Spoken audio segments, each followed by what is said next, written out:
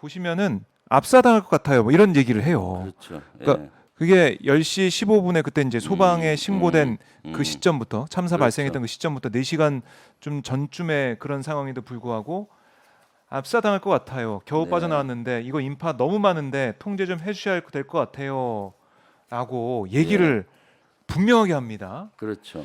예. 그래서 그 112 신고를 받은 그 경찰 상담하는 쪽에서는 어디냐 뭐 확인하는 그런 내용도 있는데 정말 구체적이에요. 신고하는 내용이 아무도 통제 안 해서 이거 경찰이 좀 서서 통제해서 인구를 좀 뺀 다음에 그 다음에 안으로 들어오게 해줘야죠. 나오지도 못하는데 지금 사람들이 막 쏟아져서 다니고 있거든요.라고 해서 경찰관이 출동해서 확인해 볼게요.라고 이제 마무리가 돼요. 네.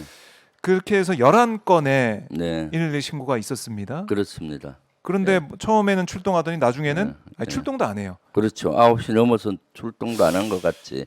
나오대 이거 보니까. 한번 예. 의원님도 쭉 보셨을 텐데 예. 녹취된 내용을 예. 뭐 어떤 생각 좀 하셨습니까? 이것은 있을 수 없는 일이죠. 이미 112 신고가 11건이나 됐고 4시간 전부터 경고가 됐지 않습니까? 네. 경고가 됐으면 거기에 상한 조치를 해야 되는데 그러한 조치를 못한 것 같습니다. 112는 사실 서울경찰청에서 전반적으로 통제를 합니다.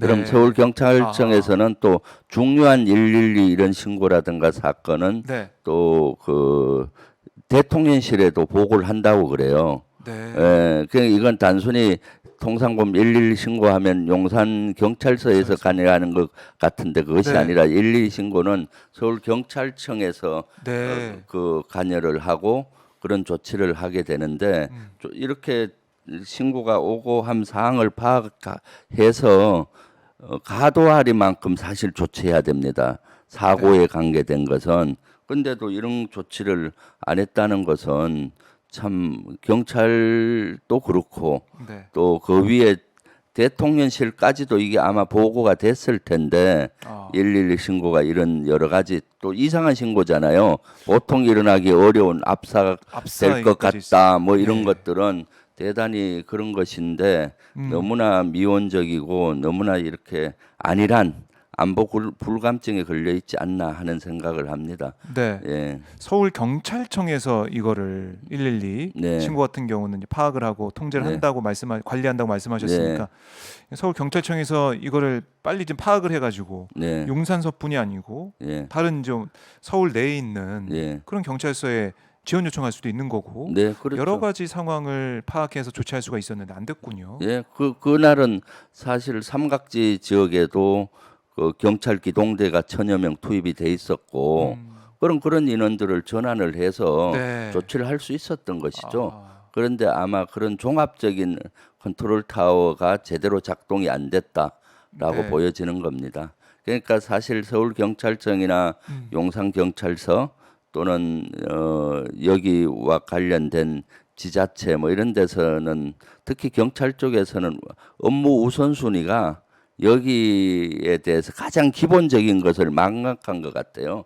네. 업무 우선순위가 뭐였겠습니까? 아마 그날 그 여러 가지 시위 관련되는 거라든가 또 용산 지역에서는 대통령실을 중심으로 몇 개 기동대가 거기 배치가 됐다고 해요. 네. 삼각지 일조에. 그러니까 대통령실과 관계된 거에 업무 우선순위를 두고 여기에서는 업무 우선순위를 낮춘 거죠. 근데 사실은 업무 우선순위의 가장 기본적인 것은 일반인들 시민들에 관계된 겁니다. 우리 시민들 국민의 안전이죠. 예, 국민의 안전인데 이렇게 신고가 들어오면 그때 업무 우선순위를 바꾸어서 네. 딱 그 해야 되는데 컨트롤 타워가 제대로 없는 것이죠. 그래서 112 신고가 됐는데 조치가 안 된다고 하니까 윤석열 대통령이 뭐 네. 화를 내면서 경찰을 조사하라고 하는데 네. 사실은 조사해야 될 것은 지금 대통령실하고 경찰청 또 서울경찰청 이런 상부 시스템입니다. 사실은. 네. 예. 그러니까 저도 어제 윤희군 경찰청장이 기자회견하면서 112 신고에 대처하는데 미흡한 부분이 있다라고 네. 고개 숙이는 모습을 볼 수가 있었는데 이 기자회견 보고 많은 분들이 하시는 얘기가 또 결국엔 이제 꼬리 자르기 아니냐. 네. 112 신고 거기에 제대로 좋지 못한 거기에 네. 감찰을 통해서 그것만 하고 경찰의 책임으로 네. 그것만 부각시키면서 끝나는 게 아니냐 이런 말씀도 좀 하시더라고요. 네. 그런 우려가 또 있는 거겠네요. 지금 말씀 들어보니까. 네, 제가 이 112 신고 시스템에 대해서 네. 경찰관 출신 분들하고 어, 또 예전에 대통령실에 근무했던 분들하고 이야기를 나누었어요. 네. 112 신고가 오면은 대통령실이 아느냐 모르느냐 중요한 것은 보고가 된다 그러더라고요. 네. 예, 그러니까 만약에 보고가 안 됐다면은 또 이것도 문제인 거고 보고가 아마 됐을 겁니다. 이런 시스템을 갖췄을 때. 네. 그러니까 그런 것들을 종합적으로 분석해 봐야 되겠죠. 네. 이건 뭐 다음 주에 있는 운영위에서도 따져 예, 물어봐야겠네요. 그렇습니다. 다음 주 운영위에 이런 것을 하나하나 네. 따져 물을 생각입니다. 예. 네. 그러니까 이 112 신고 지금 뭐 11건이라고 경찰은 얘기를 하고 있는데 지금 뭐 보도되는 모습을 보면은 전체 뭐 79건이었다. 네. 아니면 또 그렇죠. 있었다. 뭐 이런 얘기도 이제 나오고 있어서 예. 이것도 사실관계를 좀 따져봐야 되겠다는 생각이 들더라고요. 네, 그렇습니다. 이 내용을 저도 녹취 내용을 쭉 보면서 이렇게까지 얘기를 했는데 우리가 112 신고를 뭐 저도 그렇지만 평소에는 112 신고할 일이 없잖아요. 네, 그렇습니다. 없는데 같은 상황, 그러니까 같은 얘기, 압사 얘기 또 그 같은 지역에서 이렇게 여러 건의 신고가 들어온데도 불구하고 이렇게 미온하게 대처를 했냐? 네. 정말 제대로 대처를 못한 이유가 정말 뭘까? 네. 여기에 대해서는 국민들의 의심을 가질 수밖에 없을 것 같아요. 그렇습니다. 예. 이 참 112 신고한다는 그 자체만으로도 심각하다라고 볼 수가 있는 건데 너무나 안이했다라는 생각을 할 수밖에 없는 그런 부실한 대응입니다. 네. 따져봐야 되겠고 그 위에까지 보고가 됐는지도 하나하나 따져봐야겠네요. 네, 그렇습니다. 예, 예. 자, 이 이태원 참사 이젠 우리가 뭐 재발방지 대책도 마련하겠지만 그 전에 어떤 일이 있었고 어떤 상황이 있었는지를 하나하나 따져봐야 되는 그런 모습이고요. 그리고 각 지자체장들도 네. 저는 태도가 너무나 리더로서의 태도가 아니라고 봅니다. 이게 일어났을 때 사과한 사람이 아무도 없었잖아요. 네. 등 떠밀려서 한 3일 지나서 이제 서울시장, 뭐 용산구청장, 경찰청장이 했지 처음부터 사과한 사람은 없잖아요. 네, 사실은 그렇죠. 리더는 이런 일이 일어나면은 이런 엄청난 참사에 엄청난 희생자가 생겼잖아요. 네. 이유와 관계없이 일단 무한 책임을 져야 되기 때문에 대통령부터 네.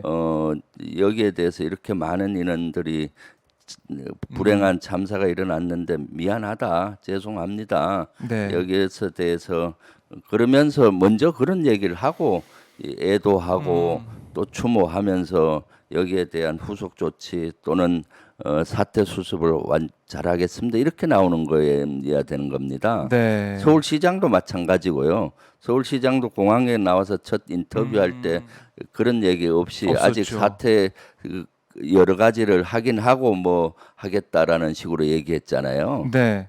이유 여하를 막론하고 사과부터 하는 겁니다. 진짜로 그런 것이죠. 그러니까 3일 후에 등 떠밀려서 사과하면서 눈물 흘리고 이런 것들의 진정성이 못 느껴지잖아요. 네. 그리고 용산구청장도 그렇고 경찰청장도 그렇고 왜 정치 지도자나 리더들이 이러한 태도를 갖고 있는지 모르겠어요. 예. 리더는 특히 정치 지도자는 국민의 안전과 이런 문제에서는 무한 책임을 져야 되는 겁니다. 그것이 책임지기 싫으면 그 자리에 있으면 안 되는 것이죠. 네, 예. 예, 지도자의 중요성 말씀하고 계신데 박희영 용산구청장 같은 경우는 어제 입장을 냈어요. 네. 뭐 입장문만 냈는데 네. 국민 앞에서 기자회견하고 그런 건 없었는데 이 표현이 저는 보면서 송구하다, 네. 송구스럽다 이런 얘기를 했거든요. 예.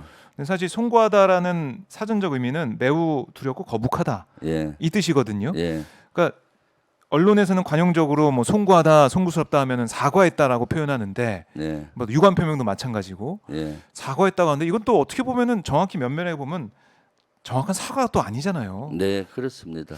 그 용산구청장 같은 경우는 더 한심하죠.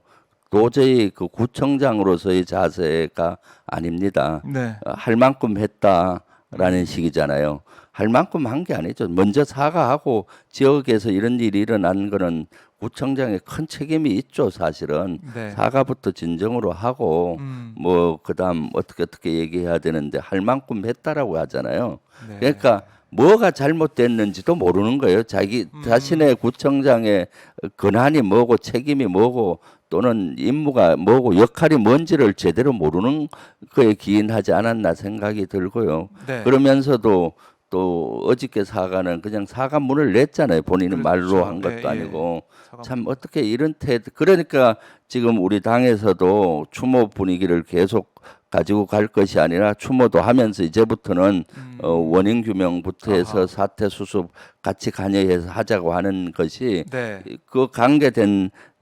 용산구청장이나 서울시장이나 경찰청장이나 대통령실이나 다 이런 안일한 태도 또 이 참사를 보는 관점 이런 것들이 너무나 한심하기 때문에 이렇게 가다 보면은 네. 재발 방지까지도 갈지 못합니다. 그런 거죠. 특히 용산구청장이 얘기한 것은 그 말 속에는 자기의 책임 회피를 하겠다는 그 의도가 저는 있다고 봐요. 네. 처음에 뭐라고 했습니까? 그 할 만큼 했다. 할 만큼 했다. 뭐 이제 자기 책임 없다는 거잖아요. 그렇죠. 그다음에 이것은 축제가 아니라 현상이다. 네. 왜 축제가 아니라라고 하는가 하면은 재재난법 같은 데 보면은 축제 같은 걸 할 경우 1,000명 이상이 모이면은 통제 대책을 강구하라 돼 있거든요. 네. 그러니까 축제라는 단어를 쓰게 되면 자기 책임이 갈 것 같으니까 네. 그냥 현상이라라고 이렇게 축제가 아니고 현상이라라고 규명한 것은 이미 법적인 걸 검토 본인 스스로 해보고 책임 나중에 조사 들어왔을 때 책임을 회피를 하려는 그런 것부터 네. 빠져나온 거죠. 위기가 닥치고 이런 일이 닥치면은 네. 리더는 가장 앞에 나서서 자기가 하사를 받으면서 책임을 지고 해결하는 자세가 필요합니다. 네. 그래서 저는 군에 있을 때도 주먹 리더십을 많이 강조했어요. 주먹 예. 리더십. 주- 예. 위기가 오면 주먹으로 예를 들어서 이렇게 커버하잖아요. 네. 근데 이 5손가락 중에 네. 이것이 리더고 그다음 이건 구성원이라고 하면은 예. 이 힘이 세려면은 리더가 제일 앞장서고야 되잖아요. 그렇네요. 근데 주먹 이거를 리더십. 안에 숨는 경우가 있어요. 이렇게 리더가 숨어버린다. 이런 식으로 네.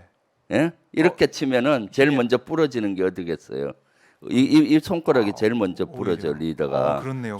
숨어서 그리고 여긴 나머지 부하들은 제일 앞장서게 하고 하하. 자기는 숨는 모습 네. 이런 파워도 생기지 않아요. 예, 힘과- 위기가 오면은 이 엄지 손가락이 다 에워싸고 제일 앞에 나오잖아요. 네. 이랬을 때 힘이 생기는 거거든요. 예. 위기가 왔을 때라든가 고난이 왔을 때라든가 음. 어려움이 왔을 때 리더가 가장 앞장서서 모든 하사를 받으면서 자기가 책임지고 해결을 했을 때 이것은 해결이 되는 것이고 힘이 생기는데 네. 지금 용산구청장이라든가 이런 사람들은 주먹을 이렇게 쥐고 있는 거죠. 이렇게. 그래서 이렇게 치면 제일 먼저 부러지는 게 그렇네요. 이겁니다. 야. 이상민 장관도 그렇고 지금 형태가 어. 그 추모라는 단어 속에 자기가 숨고 음. 앞장서지 않는 거죠. 예. 아.